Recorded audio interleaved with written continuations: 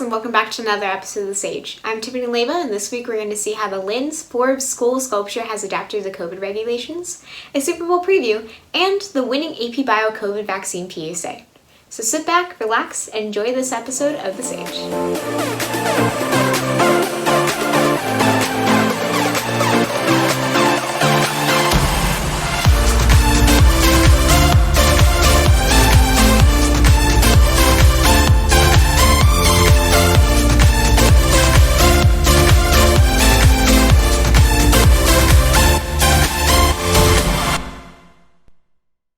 During the pandemic, many people have been indulging in hobbies as well as finding new ways to pass time.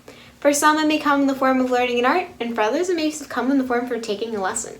So, let's take it away to Kayley Teagle to see how the Lynn Forbes School of Sculpture has adapted to COVID regulations. Since March 2020, we have seen some of our favorite businesses leave, but Lynn's Forbes Sculpture, located in the Carlsbad Village, is here to stay. Let's see how Lynn has adapted to COVID's rules and regulations. I'm Lynn Forbes. This is the Lynn Forbes School of Sculpture in Carlsbad Village, downtown. We're in our 14th year here, and it's a place where people can come and learn how to do figurative sculpture with ceramic clay. We've been working outside because of COVID since the beginning of July. The CDC encourages businesses to clean and disinfect touch surfaces, as well as we have to wear masks. She has no mask zone posted everywhere. We cannot go into the studio at all. We have to use the public restroom. She's keeping the studio very clean and sanitary. Just very strict about wearing masks. You can only book about 4 people at once. Normally, we might have a studio with 12, 15 people. The main difference being outside is that things dry out faster than they would normally in the studio. I thought it was going to be a really big issue, but it's turned out that it's actually been okay. It's working out just fine. Some of Lynn's students have been with her longer than COVID has been around, with working outside being an adjustment. It's actually been amazing and wonderful. We've adapted beautifully. The clay does dry out a little bit faster, but we just spray it, wet it. We have to adapt. This is what I'm working on. This is Lynn's sculpture. It's a sculpture of a young girl, and I don't know where it came from. It might have come out of her head. She might have used a picture in a magazine or a book. Oftentimes, if we don't have live models, we'll use her sculptures as models. Being outside working is a pretty good thing to be doing during this time. Reporting for The Sage, this has been Kayley Teagle. Thank you, Kayley. Man, it truly is a high relief to see how they're making the best of the situation. All art puns aside, it truly is inspiring to see how businesses and people are working around the pandemic.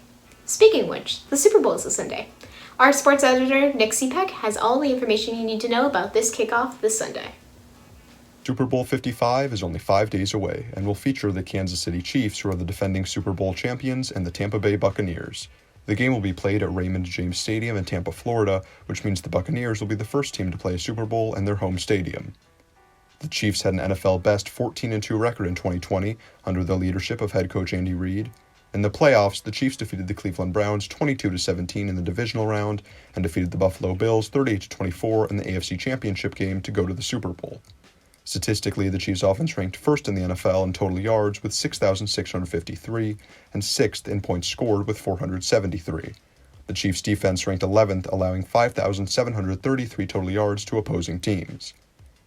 The Buccaneers had an 11-5 record in 2020 under head coach Bruce Arians. In the playoffs, the Buccaneers defeated the Washington football team 31-23 in the wild card round. They then defeated the New Orleans Saints 30-20 in the divisional round and upset the Green Bay Packers 31-26 in the NFC Championship game to go to the Super Bowl. The Buccaneers' offense ranked 7th in total yards with 6,145 and 3rd in points scored with 492. The Buccaneers' defense ranked 8th, allowing 5,324 yards to opposing teams. The Chiefs are 3-point favorites, while the over-under is 56.5. Thanks, Nick. Man, it's going to be weird to see such a small crowd in the Super Bowl this year. But with the COVID vaccine slowly rolling out, the general public is getting closer and closer to being able to go to games and other crowded events again safely. Let's check in with AP Bio student Quinn Colello to see how the science of the COVID vaccine works with this PSA. Hi, if you're watching this, you probably already know what COVID-19 is. You know, the pandemic that's killed almost 2 million people and infected 90 million more. Now, if you've been keeping up with the news lately, you've probably heard about a new miracle vaccine. Sounds amazing, right? Well, yes. It didn't come out of nowhere, though. It was the work of many very smart people and a very early response. In January 2020, almost a year ago, BioNTech started work on a vaccine based on the prediction from Dr. Ur Shahin that this coronavirus will be a huge pandemic past China. The method for the vaccine is very complicated, but it boils down to some simple ideas. On the coronavirus, there are proteins called spike proteins, which are amazing targets for vaccines and treatments. The vaccine is an oily lipid shell with messenger RNA inside. After injection, the vaccine particles collide with cells and insert their mRNA, which tells the cell to create spike proteins. Some of these spike proteins and fragments migrate to the outside of the cell, where they can be picked up by the immune system.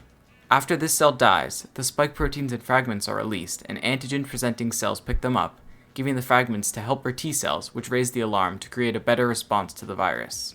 B cells can also bump into the vaccinated cells, which leads to them, along with the assistance of helper T cells, creating powerful antibodies to target the virus's spike proteins. Killer T cells can also hit infected cells, which then seek out and destroy infected cells. Overall, you should know that at the time of recording, there's no reason to be concerned with the safety of the COVID vaccine. Take the vaccine if you're able to, and urge other family and friends to do the same. There's a lot of fake news in the world. Be wary of what sources you trust. Wear a mask, socially distance, and stay inside if possible. Wow, it's so exciting to learn how the vaccine works. I for one am even more excited to get the vaccine now that I know all the science behind it. Alright guys, that's all we have for you this week. Make sure to head over to the Sage News so you can get all the news stories, and thank you so much for watching. This has been Tiffany Leyva, reporting for The Sage.